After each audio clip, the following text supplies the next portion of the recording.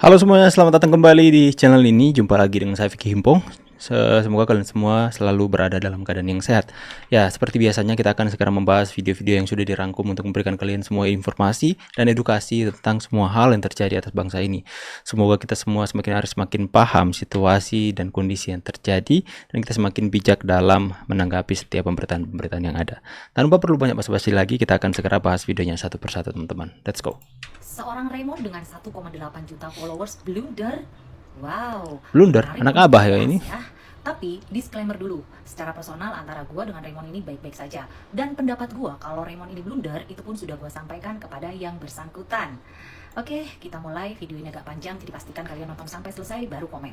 Oke, kenapa gue bilang Raymond ini blunder? Ini semua berawal dari postingan dia yang mengatakan bahwa hati-hati, buzzer-buzzer sudah mulai bergerak dengan menyuarakan RUU perampasan aset sebagai pengalihan isu.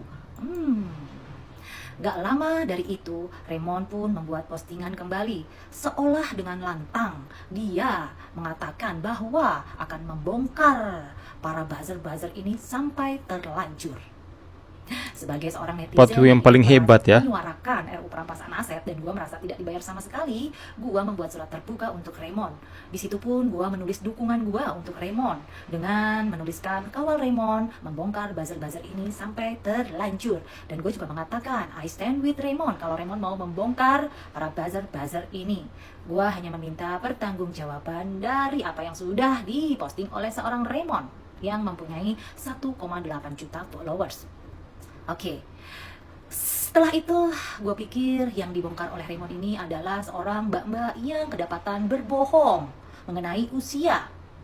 Karena saya pikir kalau dibongkar sampai itu gimana itu? adalah dibongkar sampai ini orang benar-benar sudah tidak bisa berkutik lagi, sampai tidak bisa membuat alasan lagi. Sudah, pada akhirnya entah kemana mbak ini dan membatasi kolom komentarnya. Saya pikir ini yang dibongkar oleh seorang Raymond, tapi ternyata saya salah. Mbak ini tidak menggunakan hashtag Indonesia baik-baik saja seperti yang disampaikan Raymond dalam podcastnya Deddy Corbuzier bersama Kodari. Baiklah. Setelah menunggu, ternyata Raymond akhirnya mengeluarkan satu bukti. Bukti sebuah screenshotan chat. Wow. Maaf, bukannya gue tidak percaya dengan Raymond. Bisa jadi bukti ini memang benar adanya. Tapi mohon maaf, menurut saya bukti ini tidaklah cukup, tidaklah kuat untuk membuktikan atau membongkar buzzer-buzzer itu secara terlanjur seperti yang disampaikan oleh Raymond. Dan mohon maaf, seperti yang sudah saya katakan secara langsung dengan Raymond, kalau Raymond tidak bisa membuktikan kata-katanya, tidak bisa bertanggung jawab atas postingannya yang sudah menghebohkan itu, sorry to say, bagi gua dia hanyalah orang yang hanya ingin memanaskan keadaan dan mungkin membuat Indonesia ini chaos. Dan ini gue sampaikan sendiri kepada Raymond. Jadi mohon maaf buat gua, Raymond blunder kali ini. Tapi tunggu dulu.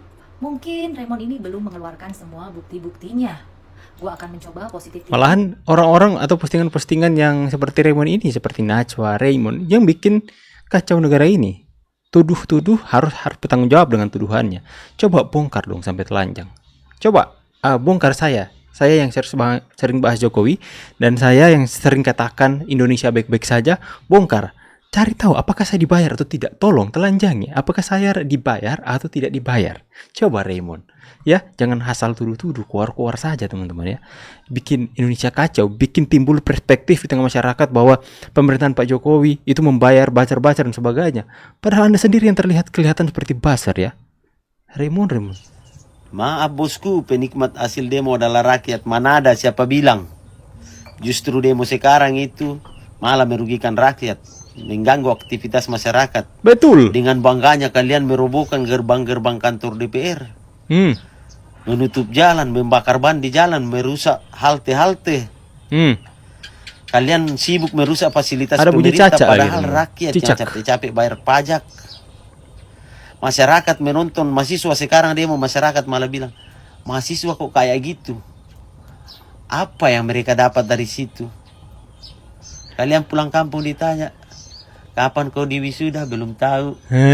Kuliah sudah berapa lama? 6 tahun. Oh, tunggu deh. Oh, masyarakat itu tunggu prestasi dari kalian. Maaf bosku, penikmat asli Tapi demo tapi adalah tidak rakyat. semua ya teman-teman. Kita sudah membahas kemarin bahwa ada demo masyarakat yang tepat pada sasaran dan tidak anarkis seperti yang kita lihat yang lagi viral hari-hari ini. Perundang-undangan yang itu sesuai dengan Nah prinsip ini dia demokrasi. baru saya katakan tadi. Terus selanjutnya kita tuntut juga pada DPR untuk segera mengesahkan RUU perampasan aset karena ini semua keresahan masyarakat Indonesia. Ini baru Korupsi sudah pintar. membudaya. Oleh karenanya Ini baru perampasan mewakili. aset harus segera disahkan. Mungkin kiranya itu saja. Nah kan ini baru mewakili rakyat Indonesia teman-teman.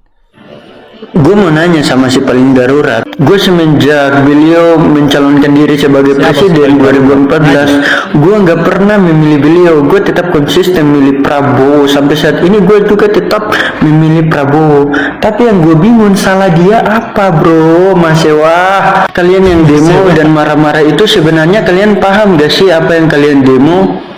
Siapa yang kalian bela? Negara kah? Atau kalian cuman FOMO doang belain PDIP? Hah? Gue mau nanya, nih buat kalian yang merasa diri paling darurat, nih gue kasih tahu, nggak ada presiden yang sempurna, nggak ada presiden yang mampu mensejahterakan seluruh rakyat Indonesia yang dimana lebih dari 250 juta jiwa, nggak ada. Sekarang gue mau nanya, selama beliau memimpin 10 tahun, apakah pernah beliau menzolimi? Pernahkah dia bersikap otoriter? Apakah pernah beliau menghilangkan orang yang mengkritik beliau? Dan apakah dia Jawa sentris? Apakah dia korupsi?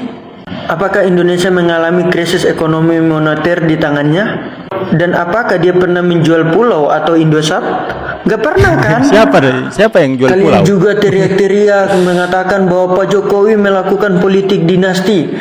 Pahamkah kalian tentang politik dinasti? Hah? Tidak Pak Gue Guru. yakin kalian gak paham. Apakah kalian tahu apa arti dinasti? Hah? Nih gue kasih tahu ya, politik dinasti itu tidak cocok untuk negara kita Indonesia. Dia lebih cocoknya itu negara yang menggunakan sistem kerajaan yang Ya, dimana seperti Korea. seorang pemimpin itu tidak dipilih langsung oleh rakyat, tetapi berdasarkan garis keturunan. Kalian paham? Dan apakah kalian pernah melihat Jokowi menggunakan sistem kerajaan tersebut?